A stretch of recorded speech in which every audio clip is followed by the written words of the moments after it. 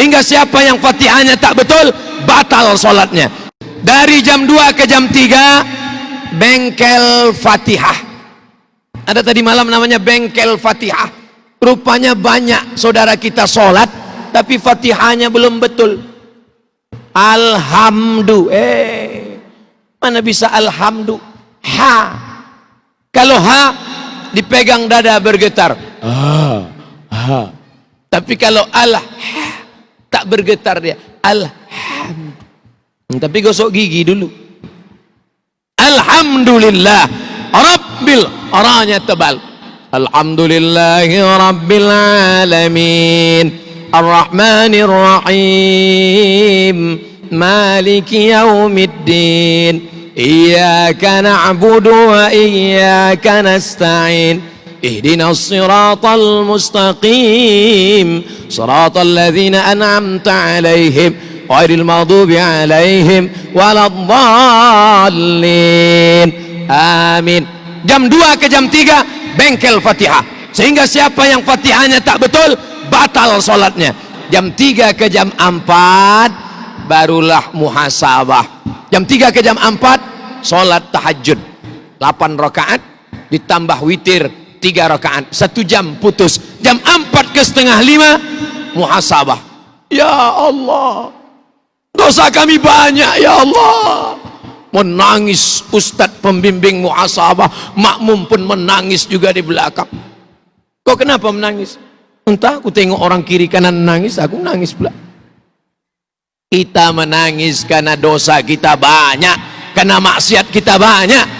Dari jam setengah 5 ke jam 5 baca Quran masing-masing sampai jam 5 azan subuh. Ini setiap pekan dilaksanakan. Ini saya bercerita tentang program bagaimana supaya masjid tetap ramai. Nampaknya bunyi ceramah saya ini macam menggurui, tapi tidak. Bagi Bapak Ketua Dewan Masjid Indonesia yang sekaligus Pak Menpan, yang sekaligus mantan Wakapolri, bagi beliau ini biasa, karena beliau biasa bicara tentang program-program masjid. Tapi hari ini saya sampaikan, masjid bukan cuman tempat sholat, tapi masjid pembentukan karakter umat. Tiap malam ada pengajian. Ngaji tak usah lama-lama, habis isya, habis maghrib sampai isya. Dulu orang ngaji pengajian sampai jam 2 malam 4 kali setahun. Maulid Nabi, Isra Mi'raj, Nuzul Quran, Tahun Baru Hijrah, 4 kali cuman pengajian. Kita tidak. Bak kata pepatah orang Melayu, biarlah mencincang sampai ke landasan. Kajian pendek tapi selesai. Malam ini kajian kita dari maghrib sampai isya 45 menit. Yang dibahas adalah bagaimana hukum mengusap kepala. Pendek aja tapi selesai.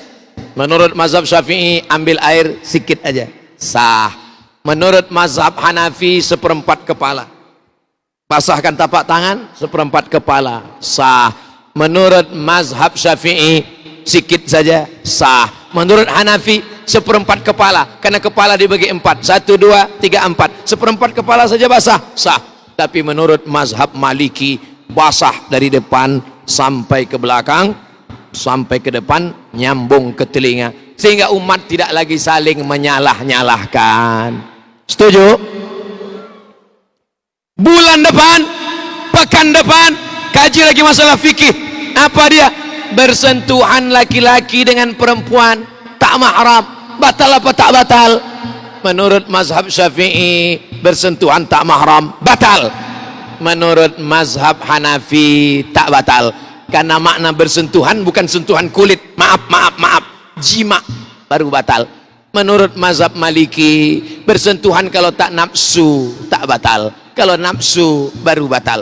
Saya ulang lagi, Syafi'i nafsu tak nafsu batal.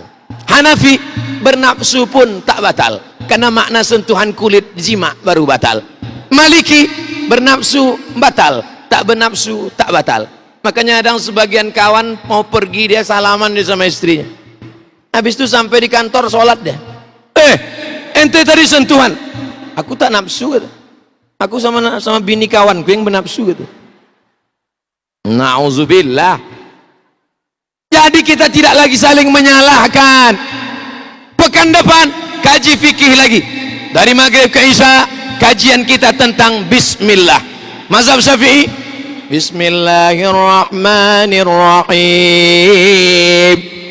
Mazhab Hambali bismillahnya sir saja. Bismillahirrahmanirrahim. Alhamdulillahirabbil alamin. Mazhab Maliki tak ada bismillah sama sekali, sehingga tidak saling salah menyalahkan. Habis isya buka tanya jawab. Anda bertanya, Ustadz menjawab. Dijawab, selesai. 15 menit, 30 menit, direkam. Sehingga pengajian pertama hari ini, pengajian nanti malam, pengajian besok subuh, ada rekaman lengkap, tidak dipotong-potong lalu kemudian menjadi fitnah seperti yang sedang saya alami sekarang ini. Artinya apa? Ada rekaman lengkapnya. Di mana ini? Di Masjid Agung Batam. Di dalam apa di luar? Di dalam. Suaranya keluar apa di dalam? Di dalam. Untuk komunitas umat Islam. Mana edisi lengkapnya? Nih, kita punya bank data. Nanti ketika muncul Batam TV, TV Islam Batam, bahan kita sudah lengkap. Karena kita punya bank video pengajian.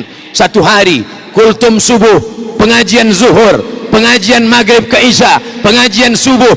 Satu bulan ada 120 video. Satu tahun 1200 video. Nanti ketika muncul Batam TV di satelit kita, bisa ditonton saudara kita di Kuala Lumpur, bisa disaksikan kawan kita di Singapura. Kita mesti berpikir maju ke depan. Jangan cukup bangga dengan masjid yang besar, tapi kita menjual program-program. Jangan sampai TV-nya ada, penceramah tak ada. TV-nya siap, satelitnya oke, duit ada, tapi bahan tak ada. Makanya rekaman hari ini mesti dipegang baik-baik. Masya Allah, ramai kamera. Kamera 1, kamera 2, kamera 3, kamera 4. Coba angkat tangan, mana yang kamera punya Masjid Agung? Angkat tangan.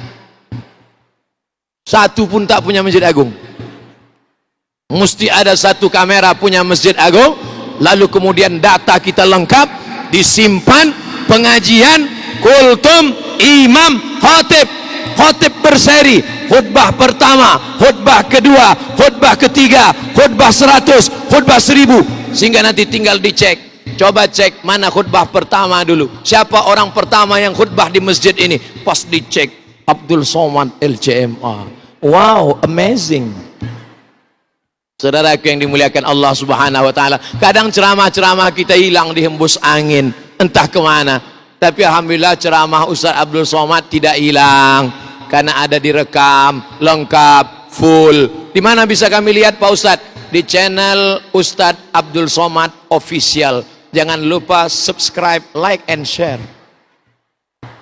Saudaraku yang dimuliakan Allah Subhanahu wa taala, ini sarana, ini cara.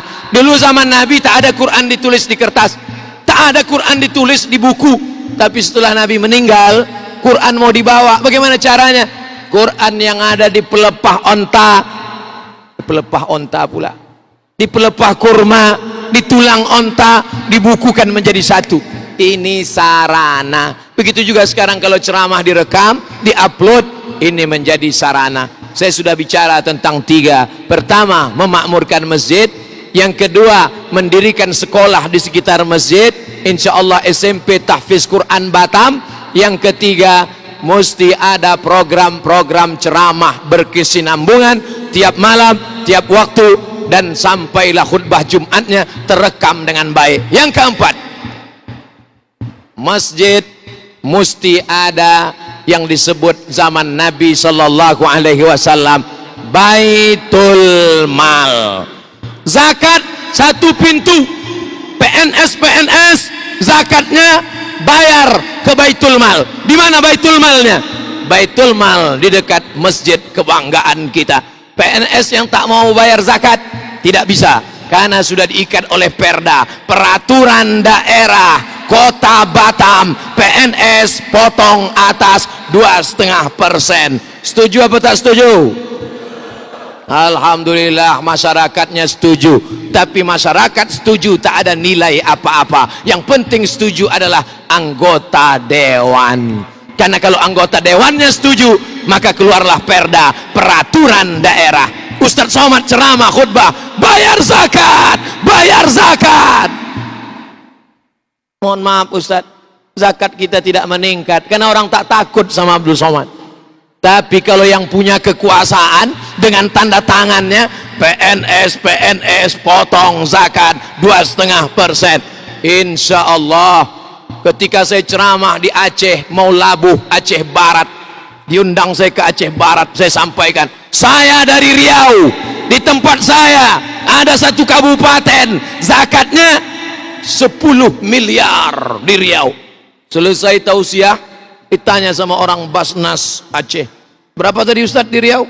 10 miliar. Kami di Aceh Barat 15 miliar katanya. Terdiam saya. Makanya Abdul Somad kalau mau ceramah tanya-tanya dulu, jangan sampai rupanya di kampung orang lebih besar daripada di kampung kita sendiri. Kenapa orang rajin bayar zakat? Karena ada transparansi. Kantornya dia tahu di mana. Badan Amil Zakat Nasional yang dilindungi oleh undang-undang negara kita yang berdasarkan ketuhanan yang Maha Esa, Pancasila. Satu, ketuhanan yang Maha Esa. Undang-Undang Dasar 1945 pasal 29 ayat 1 ayat 2 menjamin kebebasan beragama. Tidak ada tempat bagi orang yang tak bertuhan di negara kesatuan Republik Indonesia. Takbir.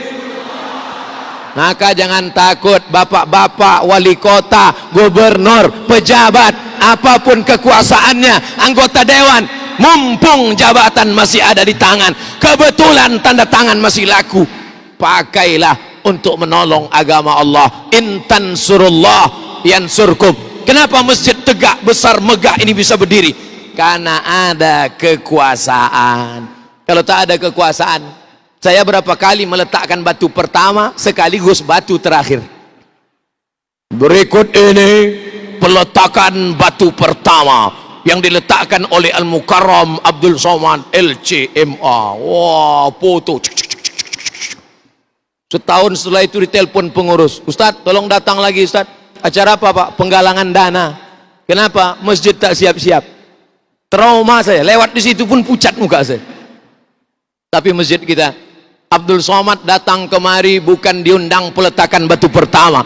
Abdul Somad datang kemari diundang karena Pak Mempan hadir, semua pejabat datang untuk tausiah perdana dan khutbah pertama, sholat Jumat pertama. Maka kita pun menjadi senang dan bangga. Ini kenapa bisa tegak berdiri? Ada kekuasaan di ujung genggaman tangan. Ada dulu pernah punya kekuasaan. Selama dia berkuasa, apa yang dibuatnya? Alhamdulillah Ustadz, banyak taman-taman di tepi pantai dibuat. Lalu apa manfaat taman itu sekarang? Tiap malam Ahad, malam Minggu banyak orang pacaran Pak Ustadz. Siap-siaplah mengalir dosanya ke makam. Namanya dosa jariah. Selama dia berkuasa, apa yang dibuatnya? Alhamdulillah Pak Ustadz, dibuatnya fasilitas-fasilitas, pintu-pintu gerbang yang besar.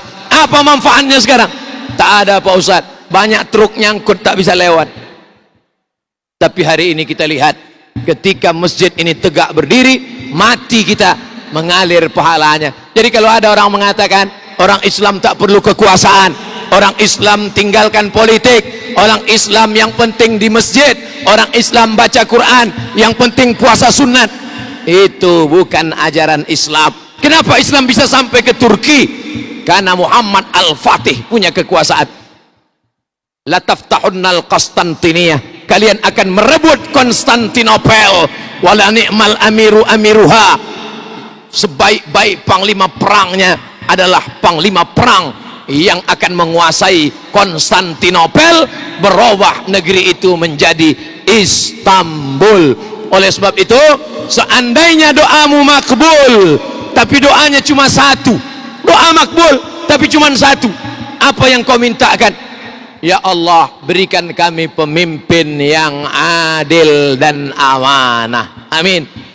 Kalau amanah dapat kita, satu negeri mendapatkan amanahnya, satu negeri mendapatkan kebaikan-kebaikannya. Hari ini kita menikmati masjid yang megah, yang besar, yang mewah, bangga menjadi orang Batam. Nanti ketika ceramah ini diupload di internet, orang bertanya, di mana Ustadz ceramah masjid besar itu? Itu di Batam. Ustadz orang Batam? Dekat-dekat dari Batam lah.